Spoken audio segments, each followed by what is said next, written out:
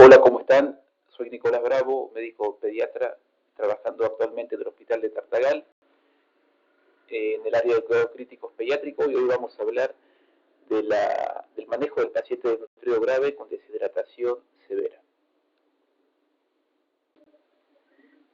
Como introducción podemos decir que hoy en día la desnutrición infantil continúa siendo un problema sociosanitario a nivel mundial y sobre todo en los países en vía de desarrollo.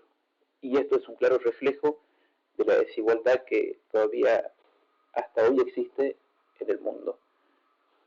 Por supuesto que nuestro país y específicamente nuestra región, la del noroeste argentino, no está exenta de esta realidad, eh, y hay todavía casos de desnutrición infantil, sobre todo en las comunidades indígenas, en donde son más afectadas estas comunidades debido al desplazamiento que han sufrido por el desarrollo que se ha venido dando.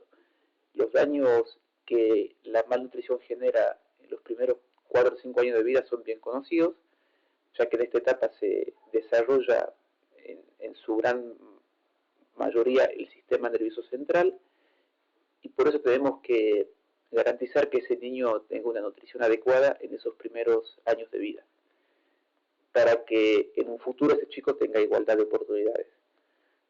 Por eso es importante saber manejar a estos pacientes cuando llegan con algún cuadro grave a la guardia, ya sea con un cuadro de deshidratación, que es el tema que nos compete hoy, para poder estabilizarlo y poder derivarlo de forma óptima a un centro de mayor complejidad.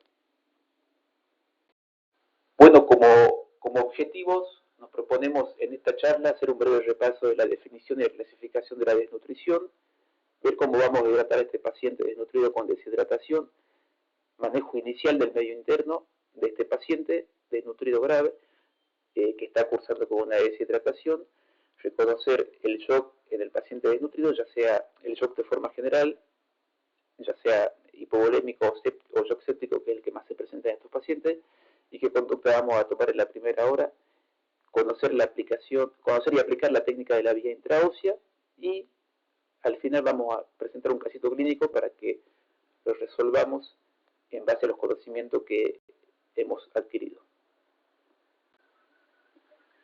Bueno, como definición podemos decir que la desnutrición es un estado patológico y sistémico que se origina como resultado de una deficiente incorporación y o utilización de los nutrientes por las células del organismo durante un periodo de tiempo prolongado, ¿sí?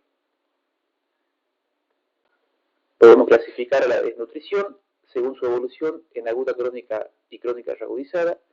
La aguda es aquella que no afecta a la talla, la crónica ya es algo de más tiempo de evolución donde ya se afecta a la talla, y la crónica reagudizada es aquel paciente que tiene, para una talla baja, tiene un peso bajo, ¿sí?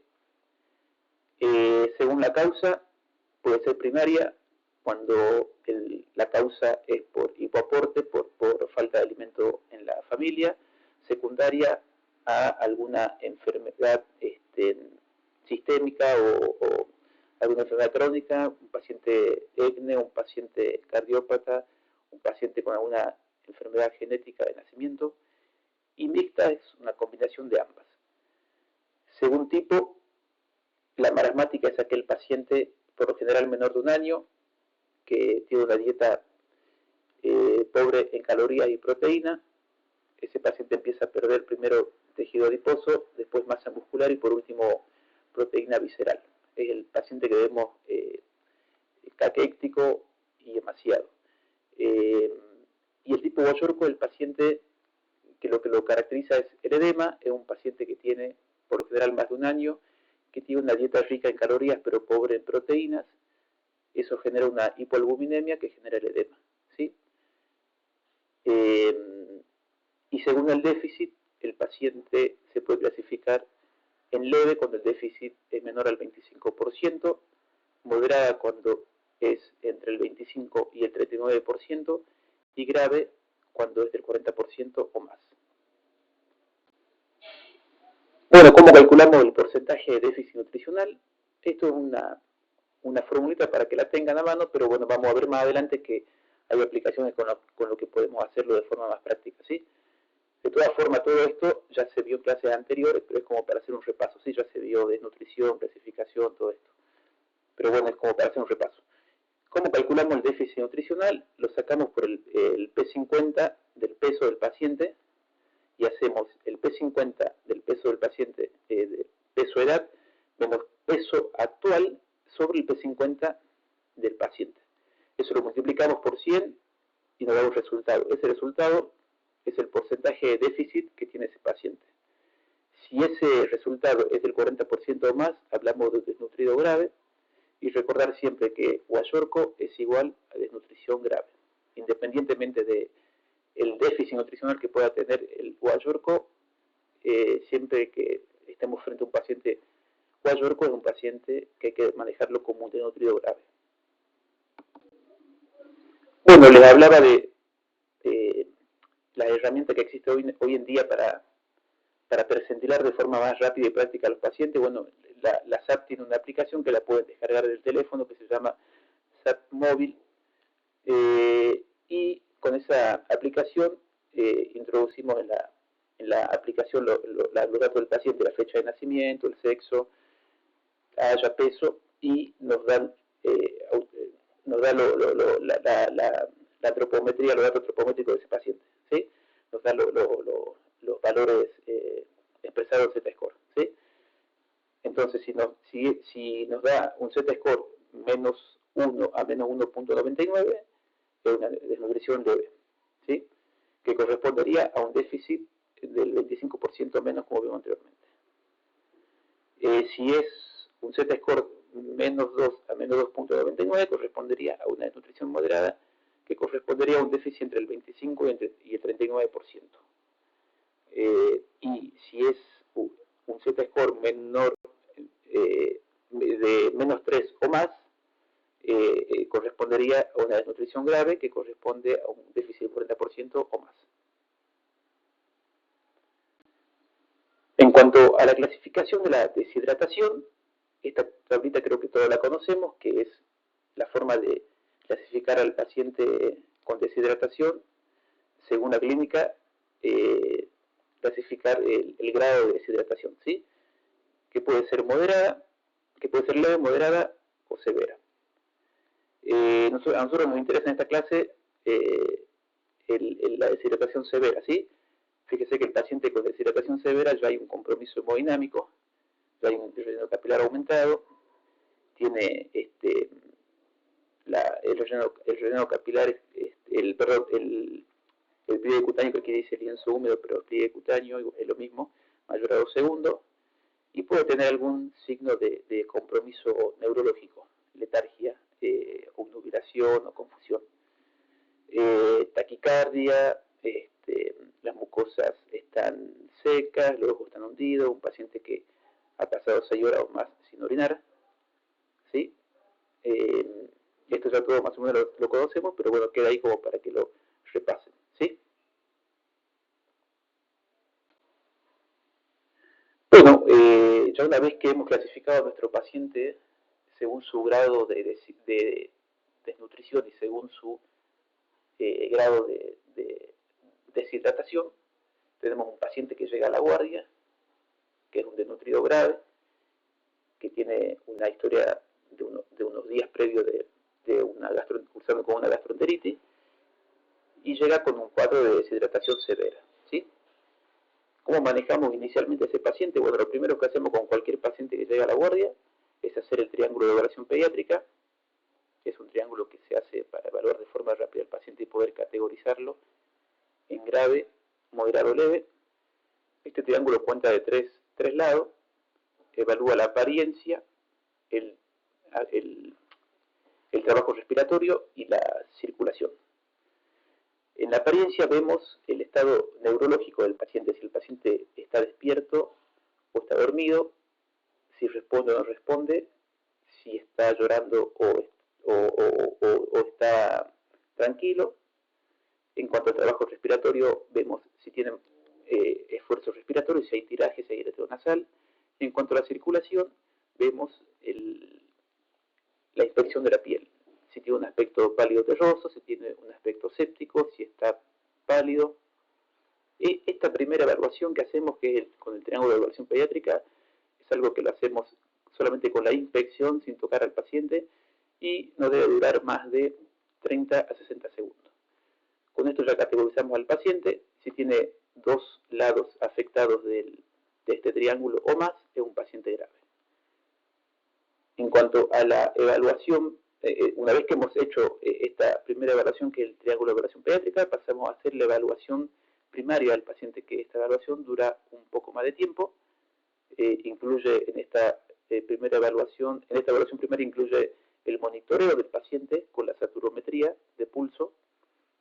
En la guardia, cuando el paciente llega, bueno, hacemos el triángulo de evaluación pediátrica, lo categorizamos como grave, pasamos a la evaluación primaria, le ponemos los parches para el monitor, para monitorizar sus signos vitales con el monitor multiparamétrico. Medimos la saturometría y hacemos esta evaluación primaria, que es el ABCD. Que A se refiere a vía aérea. Vemos la vía aérea, si está permeable o no está permeable, si hay algún cuerpo extraño o no, si el paciente respira solo o no. Después pasamos a B, que es la respiración, la forma de respirar, si tiene esfuerzo respiratorio. La C, que es la circulación, vemos los pulsos cómo están, el relleno capilar. Ahí canalizamos dos vías periféricas. La D, que vemos el déficit neurológico, principalmente ahí ya vemos las pupilas, vemos ahí algún signo meningio. Y E, que se refiere a exposición, que es retirar el resto de la ropa del paciente y hacer un examen físico buscando si hay algún signo de lesión en piel, sobre todo, ¿sí? Y después, por último, la evaluación secundaria, que ya esto es más para hacerlo después que se ha estabilizado el paciente, que no es objetivo de esta clase, pero bueno, la evaluación secundaria se refiere a algo más detallado, es historia clínica del paciente, ver los antecedentes, interrogar a los padres, que como le digo no es objetivo de esta clase, pero lo pongo ahí para que lo sepan. Bueno, entonces ya tenemos nuestro paciente desnutrido grave con una deshidratación severa, en este caso una deshidratación severa sin shock, ¿sí? Después vamos a ver cómo manejamos al paciente con una deshidratación severa con shock. En este caso es sin shock, es decir, que no hay un compromiso hemodinámico importante todavía. Entonces, ya hemos hecho el triángulo de evaluación pediátrica, lo hemos categorizado al paciente como grave, porque tiene dos o más aspectos del triángulo de evaluación pediátrica afectados. Entonces pasamos a la evaluación primaria. En la evaluación primaria, en este paciente desnutrido, vamos a ver A, que es la vía aérea. ¿Sí? Vamos a ver si respira o no respira espontáneamente, si tiene algún cuerpo extraño en la vía aérea, si sostiene bien la vía aérea, si está permeable esa vía aérea. Luego pasamos a la respiración, que es el B. Estos pacientes por lo general que son desnutridos, llegan con un cuadro de deshidratación, van a tener algún grado de acidosis metabólica, sobre todo si han cursado con una GEA previamente o están cursando con una GEA, y esa acidosis se manifiesta con una respiración, con una taquipnea, ¿sí? Entonces, por ahí nosotros capaz que lo revisamos y no encontramos nada al examen físico auscultatoriamente en lo respiratorio, pero va a estar taquipnéico, aunque sature bien va a estar taquipnéico, ¿sí? Eso es debido a la acidosis, ¿sí? Entonces tenemos que darle un apoyo con un flujo de oxígeno alto, y eso lo logramos con una máscara con reservorio, con una máscara con reservorio de no reinhalación, que se la ponemos de 10 a 15 litros por minuto, ¿sí? Eso es como para ayudar a mitigar esa acidosis metabólica, ¿sí? Que si bien es una acidosis metabólica, pero si podemos de alguna manera darle un apoyo con ese flujo de oxígeno al paciente para ayudar a compensar esa acidosis. Después la circulación, que es el C, canalizamos dos vías periféricas. Una vía es para pasar las expansiones, que vamos a explicar más adelante cómo lo pasamos, y la otra vía para las correcciones. Valoramos el estado neurológico, eso sería D, vemos las pupilas, vemos el signos meningios, podemos ver los reflejos también osteotendinosos. Y E, que sería exponer, que sería sacar el resto de la ropa y ver sobre todo si hay lesiones en piel.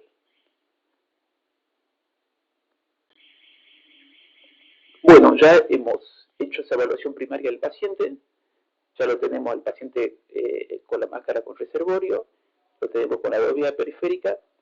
Vamos a ver cómo lo hidratamos a ese paciente desnutrido grave con deshidratación severa. Esto está sacado del último consenso de la guía de sobreviviendo a la sepsis,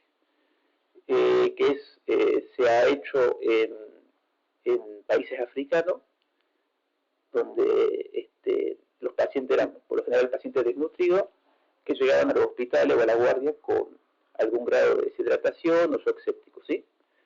Entonces, estas recomendaciones se hicieron en base a ese estudio, y como nuestra situación es similar en estos pacientes, en esta zona, porque también nos llegan pacientes desnutridos, deshidratados o con shock, entonces podemos extrapolar ese estudio a nuestra realidad y tomarlo para nuestra práctica, ¿sí? Entonces, ¿qué recomiendan en este consenso? Bueno, habla primeramente de qué tipo de solución usamos.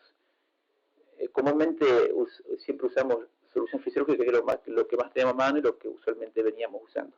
Pero lo que se recomienda ahora es usar ringerlactato debido a que la solución fisiológica tiene más contenido de sodio y cloro con respecto al ringerlactato, ¿sí? Ya de por sí estos pacientes desnutridos tienen un sodio total elevado, y si le ponemos solución fisiológica que tiene sodio alto y cloro alto, eso no le va a caer bien al paciente y además va a hacer que se perpetúe la acidosis metabólica. Por otro lado, el ringerlactato tiene menos cantidad de sodio, menos cantidad de cloro y tiene lactato que actúa como un amortiguador y ayuda a mejorar esa acidosis, ¿sí?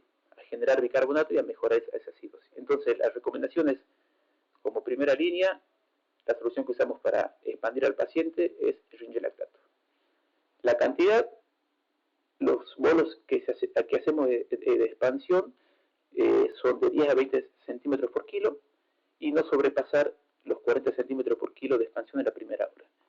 Si hemos llegado hasta 40 centímetros por kilo en la primera hora expandiendo al paciente y no ha mejorado, no pasamos más líquido, ¿sí? Dejamos un plan de hidratación parenteral y valoramos si requiere o no requieren inotrópicos. Ya vamos a ver cómo lo preparamos a eso.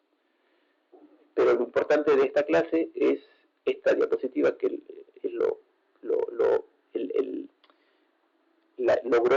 importante de esta clase, lo importante de la charla, ¿sí?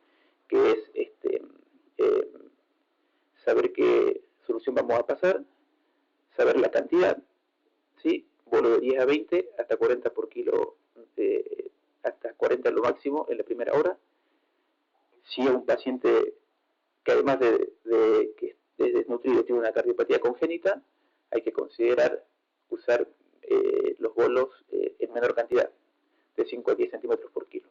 Y siempre calcular con el peso seco, porque podemos tener un paciente guayurco que va a tener un porcentaje de edema, y ese porcentaje de edema hay que restárselo para calcular, para obtener su peso seco, ¿sí?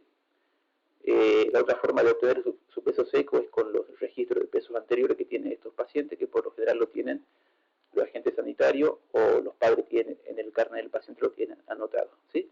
Pero siempre calcularlo con el peso seco del paciente, ¿sí? Entonces la cantidad, hacemos bolo de 10 a 20, podemos tomar una media de 15 centímetros por kilo por cada expansión, y el tiempo de cada bolo, de cada expansión, es de 20 a 30 minutos por cada expansión, ¿sí? Después de cada expansión se reevalúa al paciente si hay signos de sobrecarga, como aparición de estertores húmedos, aparición de hepatomegalia o de edema hiperpleural. Esos son signos de sobrecarga. En ese caso se suspende la expansión y se deja únicamente un plan de hidratación parenteral, ¿sí? Entonces, solución, como primera línea, Ringer de lactato, si no tenemos pasamos solución fisiológica, pero como primera opción, Ringer, la cantidad de 10 a 20 con una media de 15, no sobrepasar los 40 en la primera hora. Si es cardiópata, hacemos de 5 a 10, lo hacemos con el peso seco, y el tiempo es de 20 a 30 minutos. ¿Sí? Esto es porque el paciente desnutrido tiene un metabolismo basal bajo y todo su organismo está actuando en base a ese metabolismo basal bajo. ¿Sí? El corazón trabaja a un bajo ritmo, se pudiera decir. Entonces, si le ponemos mucho líquido en poco tiempo, ese corazón no va a poder manejar toda esa cantidad de líquido, y lo que va a hacer es hacer que ese exceso de líquido vuelva para los pulmones y genere una sobrecarga hídrica. ¿Sí? Por eso tenemos que manejar el líquido de estos pacientes con mucho cuidado en cuanto a su cantidad y en cuanto a su tiempo. ¿Sí? Tenemos que ser bien obsesivos con esto, porque si nos excedemos con los líquidos, seguramente ese paciente se va a encharcar y va a terminar requiriendo después terapia intensiva o intubación. ¿Sí? Esto es lo más importante de la clase. ¿Sí? Calcular bien los líquidos, no pasarse de la cantidad que está permitida, no ponerle un suero al paciente y dejarlo ahí que gotee sin saber cuánto está pasando. Por eso lo mejor es esto, hacerlo con bomba de difusión continua para tener un volumen exacto de lo que estamos pasando. ¿Sí?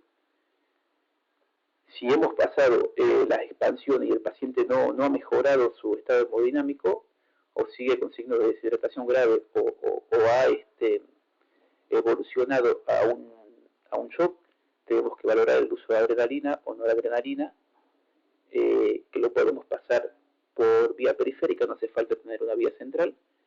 Y en la siguiente diapo explicamos cómo preparar la adrenalina o noradrenalina. Perdón, en esta diapo previa a lo que vamos a explicar del inotrópico, tenemos las características de las soluciones, como le explicaba antes, y aquí está la explicación, por lo que el Ringer, como ustedes ven, tiene menor sodio y cloro con respecto al suero fisiológico, y tiene lactato, que eso actúa como un amortiguador para generar bicarbonato.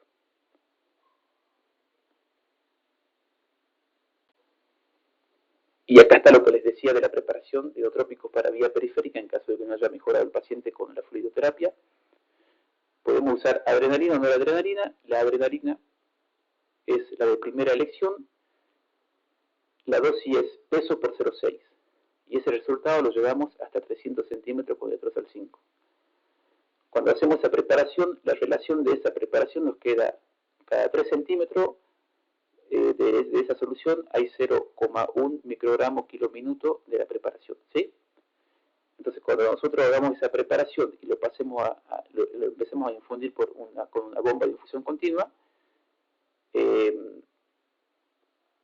nosotros podemos pasar 3 centímetros por hora de esa preparación, estaríamos pasando 0,1 microgramo por kilóminuto de la preparación. La dosis es de 0,03 microgramos kilóminuto hasta 0,3 microgramos kilóminuto. Aquí le pongo un paciente de 10 kilos como ejemplo, hacemos 10 por 0,6 es 6 miligramos. Entonces le hacemos la prescripción para la enfermera. Le decimos, prepara adrenalina, 6 miligramos, y se lo diluye con dextrosa hasta 300 centímetros. ¿Sí? O sea que el volumen total de esta preparación son 300 centímetros cúbicos. Es decir que si yo necesito 6 miligramos de adrenalina para este paciente, eso corresponde a un volumen de 6 centímetros de adrenalina. Eso lo vamos a mezclar o a llevar hasta 300 centímetros con dextrosal 5. O sea que tendríamos que completar con 294 centímetros de dextrosal 5 para que nos quede un volumen total de 300 centímetros de esta preparación. Y lo vamos a empezar a gotear a 1 centímetro por hora por una bomba de difusión continua. Los inotrópicos siempre se pasan con bomba de difusión continua, y lo ideal también es que las expansiones se pasen por bomba de difusión continua. ¿Sí? Bueno, podemos tener también un paciente desnutrido grave con una deshidratación severa con shock. que el shock lo define el compromiso hemodinámico, ¿sí? Mala perfusión, el drenado capilar aumentado, cursos saltones o hipotensión en el último caso, que es ya una etapa más avanzada del shock. La conducta es igual, lo expandimos al paciente, pero si no podemos, si tenemos un paciente con shock y no podemos canalizar en los primeros 2 minutos una vía periférica, o después de 2 o 3 intentos no se ha podido canalizar una vía periférica, ya es criterio para poner una vía intraósea, ¿sí? Criterio de vía intraósea es shock o paro cardiorrespiratorio.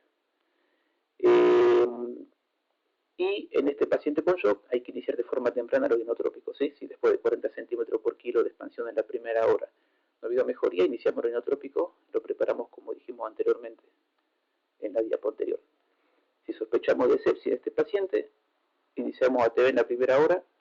Lo ideal es policultivar e iniciar ATV, pero si no hay para cultivarlo al paciente, iniciamos de forma empírica los antibióticos sin retrasar su administración. Bueno, como les decía, la vía intraósea, en el caso de que no se pueda canalizar al paciente en los 2 primeros minutos de un paciente con shock. La indicación es paro cardiorrespiratorio shock. Los sitios, principalmente el tibial proximal, que es el que más usamos en pediatría. Después tenemos el distal, fémur distal, húmero proximal. Pero el que más usamos es la tibia proximal, ¿sí? Que aquí está en este gráfico, que es 2 centímetros por debajo de la tuberosidad tibial. Palpamos una zona que es un poquito más plana y ahí vamos a hacer la punción, ¿sí? Es un procedimiento estéril, hay que hacer un campo. Los elementos que usamos son un trocar 14, un escape de 3 vías, jeringa de 10 centímetros y una pinza Kocher para fijar la vía. Con el trocar hacemos la punción en un ángulo de 90 grados, tiene que ser una punción sin hacer movimiento de rotación, tiene que ser firme, y cuando caemos en un vacío es que estamos ya en la médula ósea. Y una vez que estamos ahí, probamos con la jeringa de 3 vías si aspiramos, y si viene sangre es porque estamos en el sitio correcto. Y ahí ya podemos empezar a pasar las expansiones, podemos empezar a pasar hidratación parenteral, sacar sangre para el laboratorio, pasar inotrópico, hemoderivado. Es una vía que nos sirve para casi todo. En cuanto al medio interno, bueno, vamos a corregir el medio interno de este paciente una vez que este paciente lo hemos expandido, o mientras vamos expandiéndolo podemos solicitar un gas venoso con un ionograma, ¿sí? En el caso de que no tengamos un gas, en laboratorio no tengamos un ionograma, un gas, pero si el paciente tiene clínica de hipocalemia, y sobre todo si es un paciente que viene cursando con una GEA, y además está con distensión abdominal, con ruido hidroaéreo disminuido o escasos, con debilidad muscular, con pobre sostén cefálico, bueno, son signos de hipocalemia crítica, ¿sí? En ese caso podemos pasar de forma empírica una corrección de potasio sin tener a mano un ionograma o un gas. Si tenemos un gas con un ionograma, mucho mejor. Si, en ese caso, si tenemos el ionograma con el gas, para saber qué potasio real tiene el paciente, tenemos que primero corregir el potasio que nos informa el gas con el pH del paciente, ¿sí? Sabemos que por cada 0,1 que desciende el pH, el potasio baja a 0,6. Entonces, el potasio que nos informe el gas no va a ser el real, sino que hay que corregirlo con el pH. Entonces, ¿cómo hacemos? Bueno, calculamos el déficit del potasio de esta forma. Tomamos un pH de 7,4, que es una medida de la normalidad, entre 7,35 y 7,45. Entonces, tenemos un paciente de 10 kilos con una deshidratación severa, que en el gas nos informan un pH de 7,1, PCO2 de 25, PO2 de 45, exceso de base menos 8, pica 15 y 70% de saturación, un sodio de 134, un potasio de 2,5 y 107 de cloro. Corregimos potasio con pH, hacemos 7,4, que es la media de la normalidad del pH, 7,4 menos 7,1 es igual a 0,3. Este 7,1 es del el pH del paciente, ¿sí? Entonces 7.4 menos 7.1 igual a 0.3. Entonces decimos, si por cada 0.1 que desciende el pH, desciende 0.6 el potasio, por cada 0.3 hacemos una regla de 3 simple y nos da 1.8. Ese 1.8 se lo restamos al valor del potasio que nos dio en el gas. Hacemos entonces 2.5, que es el valor del potasio que nos dieron en el gas inicialmente, menos 1.8, que es este resultado que sacamos al corregir el potasio con el pH, y nos da un potasio corregido de 0.7. Este es el potasio que tiene el paciente con esa acidosis que está cursando. Entonces, es una hipocalemia crítica y hay que corregirla. Fíjense que si nos hubiésemos quedado con este valor que nos informan inicialmente sin hacer la corrección con este pH, hubiésemos dicho que es una hipocalemia de severa a moderada que no requiere corrección. Pero eso no es así porque hay que hacer, como les explicaba, la corrección con el pH y ahí vamos a obtener el valor que realmente tiene ese potasio, ¿sí? Entonces, con ese valor de 0.7 es un valor para hacer una corrección, ¿sí? ¿Cómo hacemos la corrección? Bueno, la dosis de potasio es de 0.5 a 1 meg por kilo a pasar en 1 a 2 horas, ¿sí? Lo ideal es pasarlo 2 horas. Para pasarlo por vía periférica diluimos cada 60 meg de potasio, necesitamos 1000 centímetros de solución fisiológica. Lo mismo, hacemos un ejemplo con el paciente anterior, 10 kilos, que nos dio un potasio corregido a 0.7, hay que entonces corregir esa hipocalemia crítica, hacemos 10 por 1, 10 el peso del paciente y 1 es la dosis que vamos a tomar para corregir. Recordemos que la dosis es de 0.5 a 1, entonces 10 por 1 son 10 meg que le toca al paciente, 10 meg de potasio. Entonces hacemos, si para 60 meg necesitamos 1000 centímetros, para 10 meg necesitamos 166 centímetros de solución fisiológica. Entonces la prescripción es cloruro de potasio 1 molar, 10 ml, y solución fisiológica 166 ml. Eso vamos a pasarlo en 2 horas por bomba de difusión continua. También es importante esto, que las correcciones las pasemos con una bomba de difusión continua, ¿sí? Lo otro que quería aclarar acá, que cuando hacemos la prescripción ponemos cloruro de potasio 1 molar y ponemos 10 ml, ¿sí? Hay que fijarse bien siempre de que tengamos la ampolla de cloruro de potasio 1 molar, porque si tenemos la de cloruro de 3 molar, ya en vez de 10 acá sería 3 centímetros. Entonces siempre hay que fijarse de eso, ¿sí? ¿Qué ampolla hay disponible? Si es la de 1 molar o la de 3 molar. Bueno, otro de los trastornos que podemos encontrar en estos pacientes es la hipoglucemia, que también podemos corregirla y debemos corregirla, ¿sí? Los valores de glucemia entre 70 y 50 miligramos por decilitro se pueden corregir por vía oral, pero en este caso, como hablamos de un paciente con deshidratación severa, si tenemos estos valores entre 70 y 50 miligramos por decilitro y el paciente tiene algún signo de hipoglucemia, sobre todo si tiene alteración del sensorio, deberíamos corregirlo por vía endovenosa, ¿sí? Y si tiene valores menores a 50, lo corregimos por vía endovenosa independientemente de si tiene o no tiene síntomas neurológicos. La corrección la hacemos con destrosal 10, preferiblemente con destrosal 10 para no modificar mucho la osmolaridad. La dosis es de 3 a 4 mililitros por kilo endovenoso, lo pasamos aproximadamente en 5 o 10 minutos y controlamos a los 10 a 15 minutos nuevamente con el Acuchel, ¿sí? Si continúa bajo, volvemos a repetir la misma dosis, o si continúa con signos neurológicos, se repite nuevamente la dosis, ¿sí? En este paciente, una vez que se ha corregido esa hipoglucemia, en el plan de hidratación parenteral tenemos que garantizarle un flujo de glucosa hasta 8 miligramos por kilo minuto.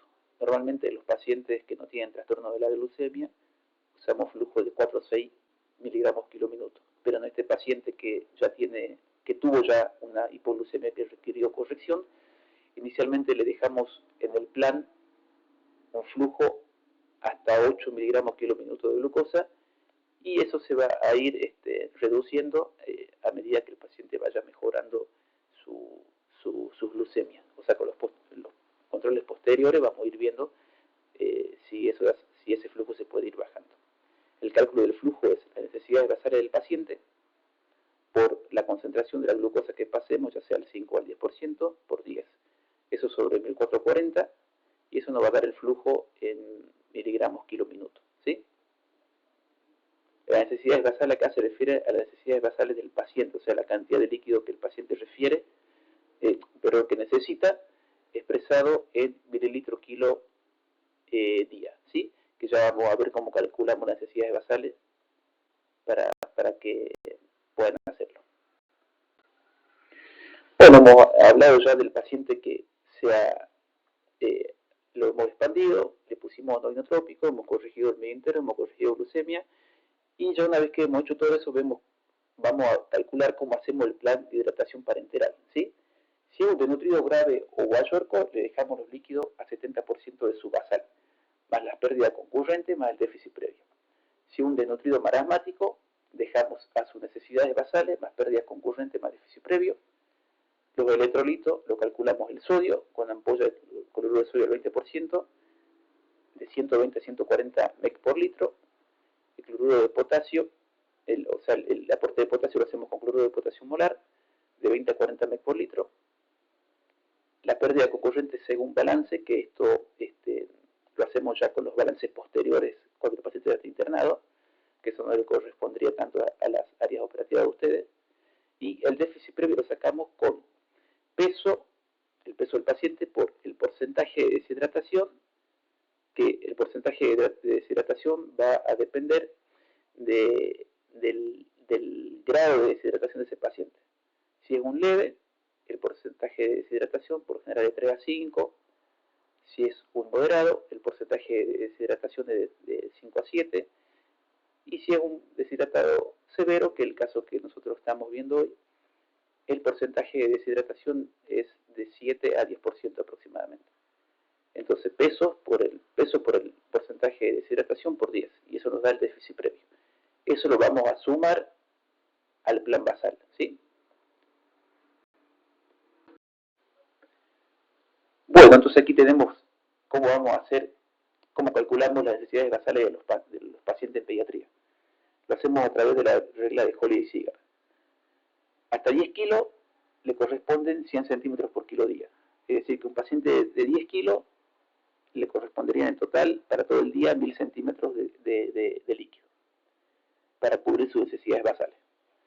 De 11 kilos a 20 kilos le correspondería 50 centímetros por kilo día. Es decir, supóngase que tenemos un paciente de 15 kilos, hasta los 10 kilos a ese paciente le corresponderían 1000, y de 11 de los 11 a los 15 kilos le correspondería 250 centímetros.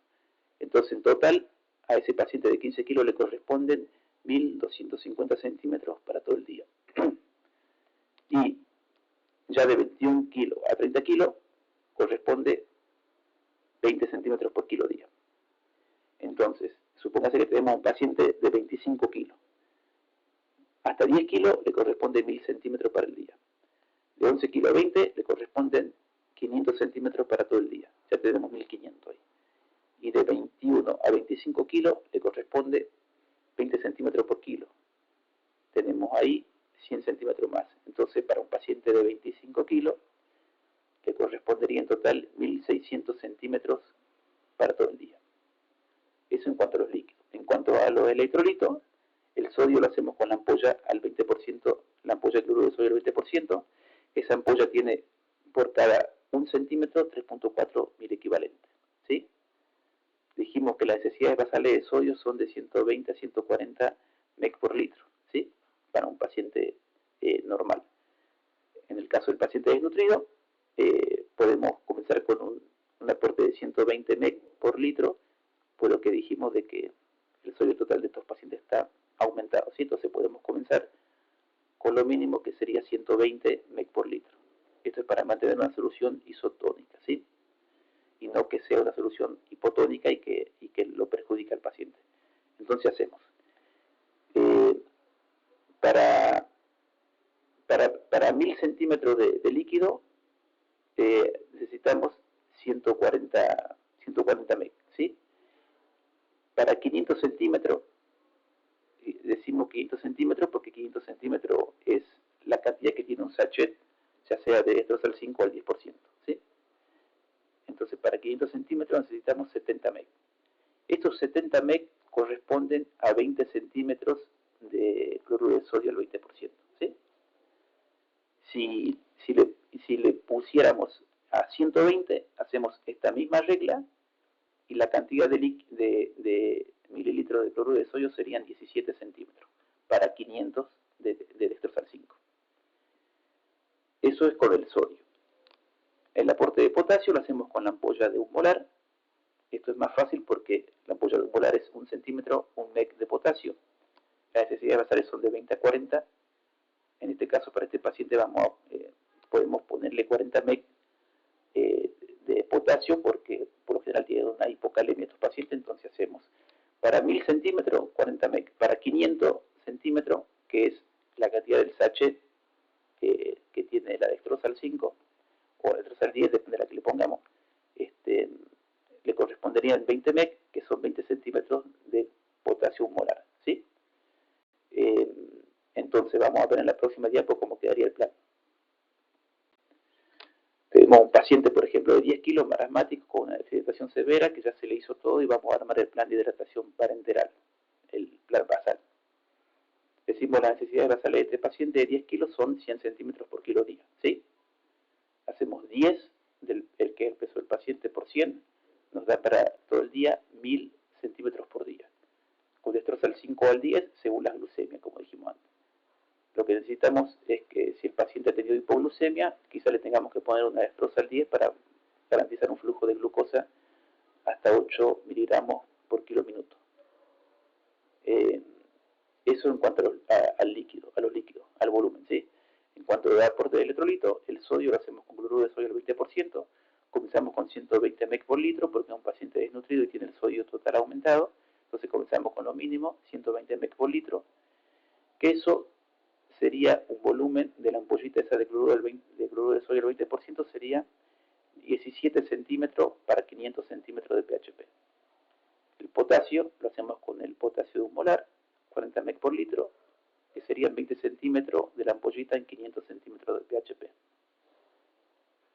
El déficit previo lo calculamos de acuerdo al grado de deshidratación del paciente. Si una deshidratación severa, calculamos que el déficit, el grado el porcentaje de deshidratación es 7 por 10, que es el peso, por 10 que es una constante, y por el peso del paciente que es 10. Entonces hacemos 7, que es el porcentaje de deshidratación, por 10 que es una constante y por el peso, nos da un total de 700 centímetros. Esos 700 centímetros los sumamos a los 1000 que son las necesidades basales de ese paciente. ¿Sí? Recordemos que en el marasmático el plan lo armamos con sus necesidades basales más las pérdidas concurrentes más el déficit previo. Y en el Watchwork hacemos un 70% de sus necesidades basales más las pérdidas concurrentes más el déficit previo. Entonces el total de líquido de este paciente son los 1000 centímetros de sus necesidades basales más los 700 centímetros de las pérdidas concurrentes, del déficit previo que lo hemos calculado en base a la deshidratación, ¿sí? Entonces, ¿cómo le indicamos el plan a la enfermera? Decimos, dextrosa al 5, 500 centímetros. Cloruro de sodio al 20%, 17 centímetros, que salen de acá, ¿sí? De acá. Y cloruro de potasio molar, 20 centímetros, que salen de acá.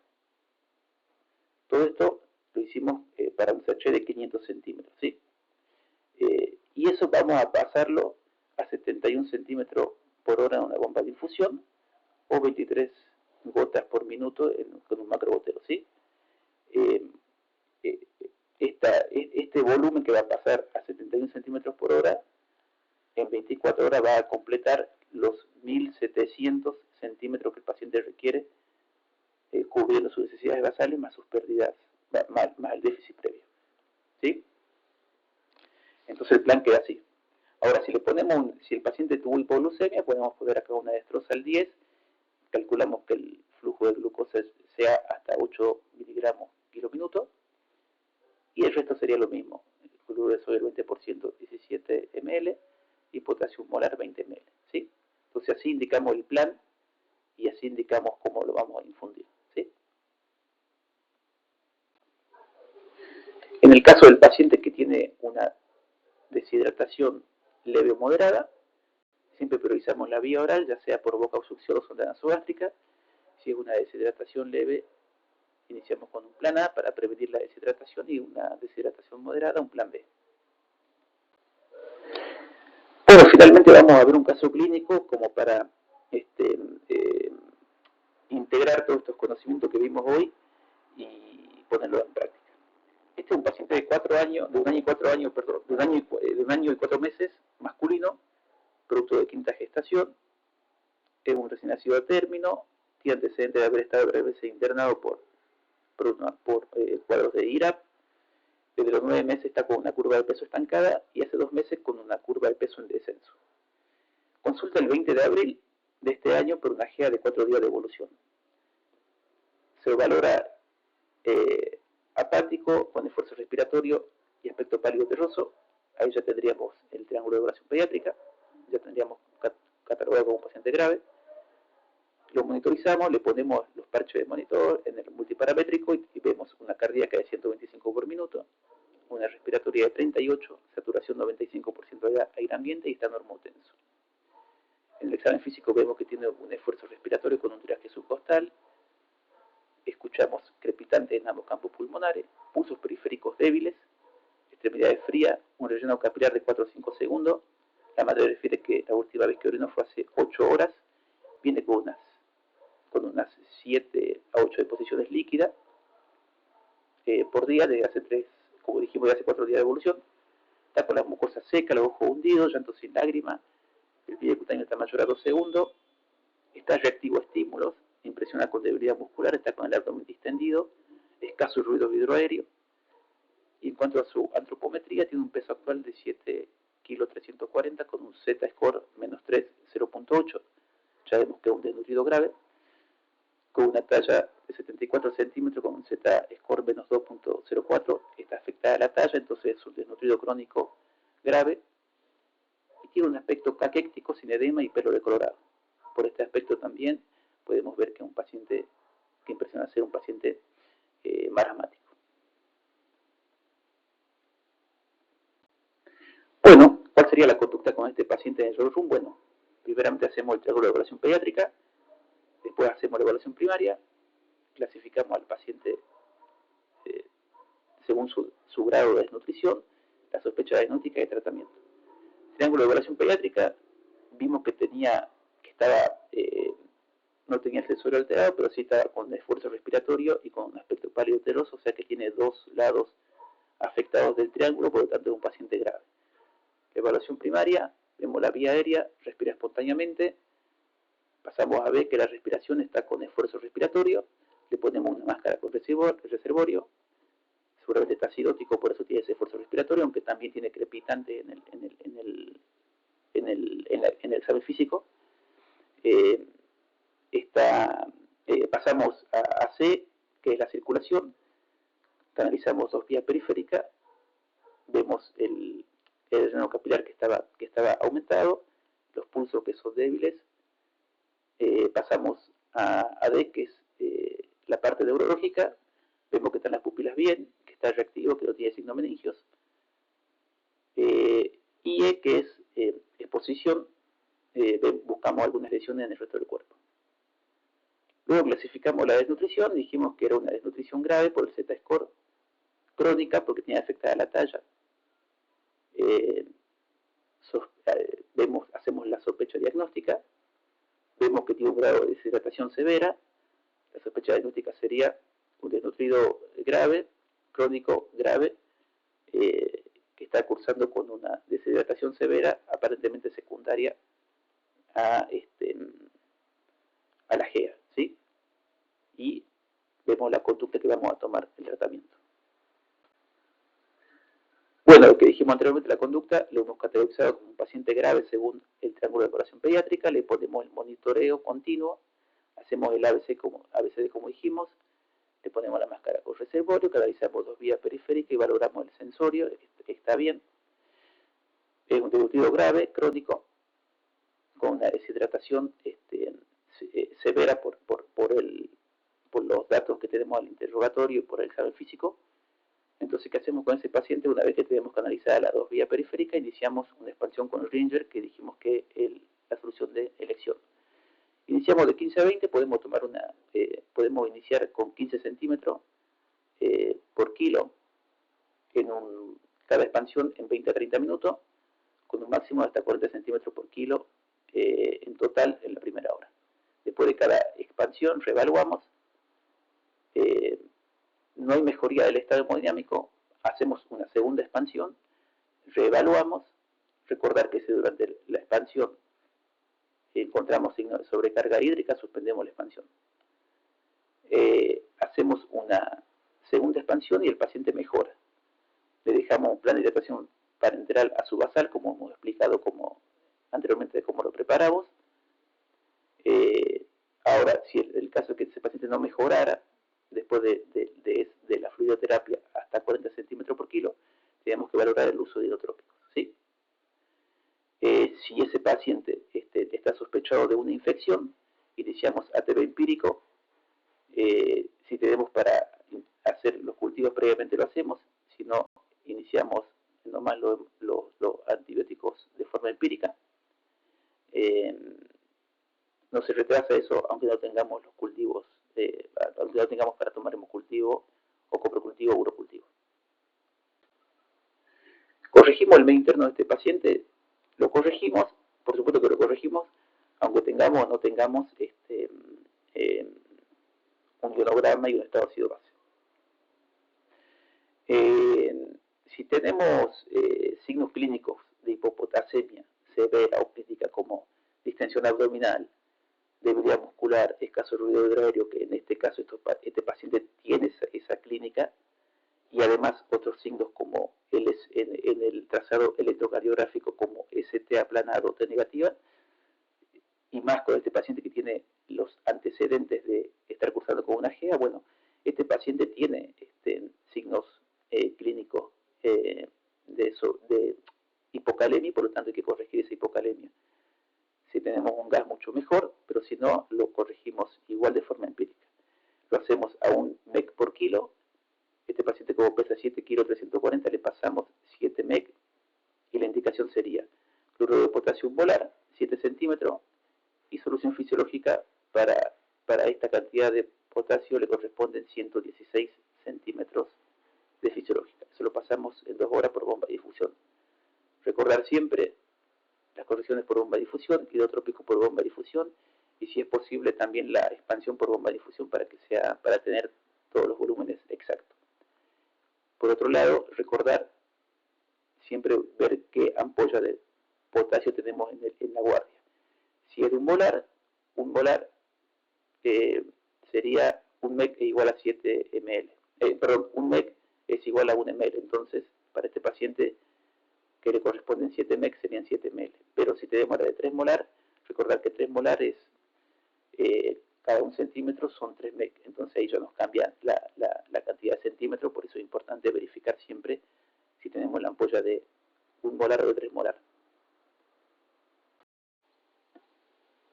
Bueno, entonces, en cuanto a la glucemia y el plan de hidratación parenteral, si tiene hipoglucemia, la corregimos y luego calculamos el flujo de glucosa que vamos a ponerle en el plan de hidratación parenteral, ¿sí?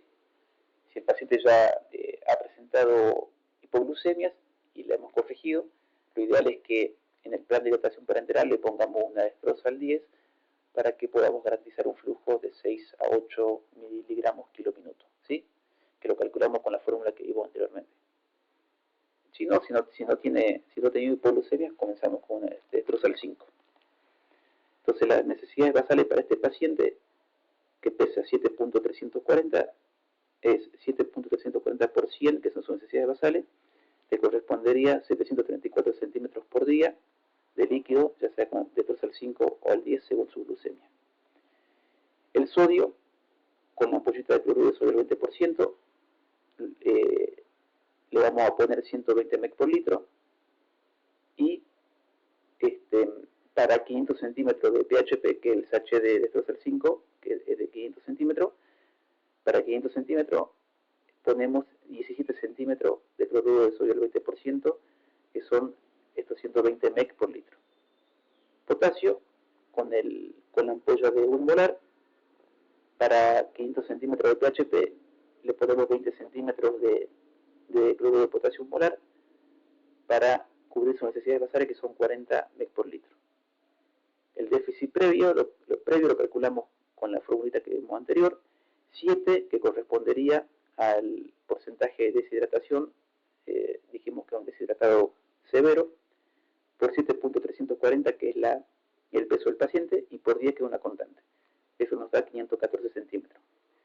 Entonces, el total de líquido de este paciente va a ser 734, que son sus necesidades basales, más 514, que son su déficit previo. Ese es el total de líquido que le vamos a pasar al paciente para todo el día.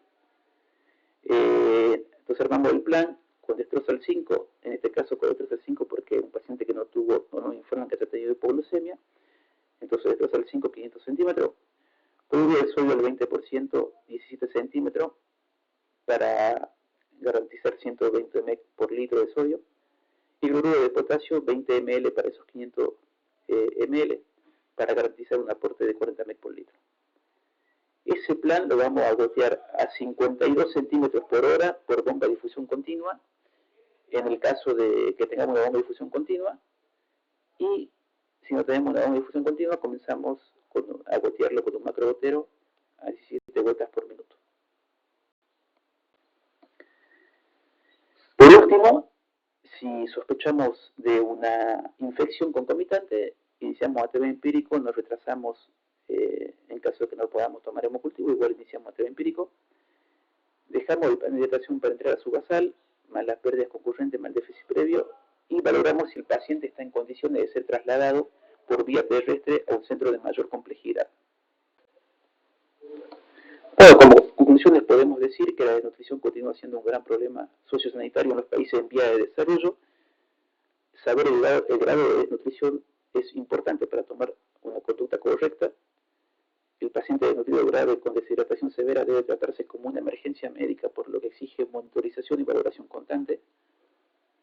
Usar los líquidos intravenosos para la expansión del volumen intravascular de forma consciente, no superar los 40 centímetros por kilo en la primera hora, y si no se consigue respuesta, valorar lo inotrópico y recordar que no hace falta tener una vía central, teniendo una vía periférica podemos infundir lo inotrópico.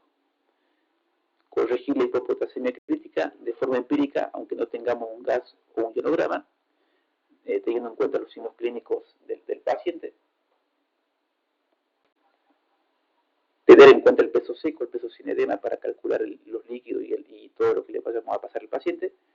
Si sospechamos una infección concomitante, iniciar ATB en la primera hora de forma empírica, aunque no tengamos para tomar cultivo. Tener presente siempre la posibilidad de realizar una vía intraósea cuando no se puede canalizar una periférica, y asegurar el traslado en condiciones óptimas para un centro de mayor complejidad. Bueno, aquí les dejo la bibliografía consultada. Esto que está en negrita es lo que recomiendo que se puede tomar como material de lectura, que es un curso de alcoholización del año 2012 que hizo la SAP filial Salta, que los autores son todos médicos de acá de Salta, que está muy bueno, está muy práctico, y eso es un PDF de lectura para tener a mano y para consultar siempre, y no pierde vigencia por el momento. Y esto es un librito que se llama Nutrición Infantil, Fisiopatología Clínica y Tratamiento Dietoterápico, que es un poco más largo, pero podemos tenerlo también como referencia para leer. También el manual ECRI del año 2020 tiene, sobre todo en la parte de shock séptico, tiene datos importantes como para manejar a estos pacientes. Bueno, muchas gracias por su atención y espero que les haya servido esta charla. Cualquier duda, cualquier consulta, pueden escribirme, pueden también consultar vía telefónica desde las áreas operativas acá al servicio de terapia intensiva del Hospital de Tartagal y siempre le vamos a dar una mano para garantizar que el paciente pueda ser trasladado de la mejor